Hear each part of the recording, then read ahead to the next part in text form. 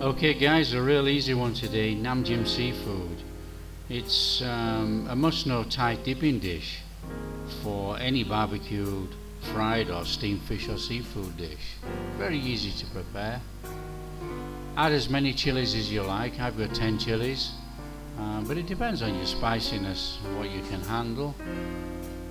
Chop up some coriander or cilantro roots just to make it easier for mashing, and add about 5 or 6 garlic cloves, and then we just basically mash it.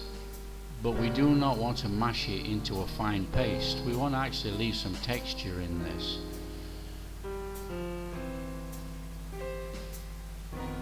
Just a very good top tip for when you prepare your limes. Roll them round and put a little bit of downward pressure on them as you roll, and a little gentle squeeze, and you will actually get more lime juice out of your limes when you squeeze them.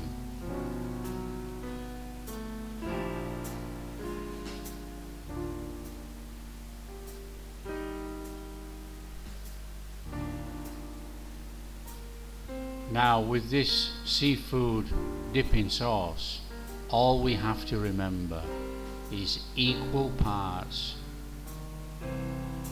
saltiness, sweetness, sourness. So I'm using 2 tablespoons of lime juice, 2 tablespoons of sugar, and 2 tablespoons of fish sauce. We mix it all together and then we give it a taste, and that is when you decide if you want more salty or more sour or more sweet. And some people add water at this stage to water it down a little. Now I don't add water. I think we need the sauce. The sauce needs to stick to our dish when we're eating. So don't forget, equal parts sugar, fish sauce, lime juice. Mix and taste, then adjust, and you will have the perfect Nam Jim seafood.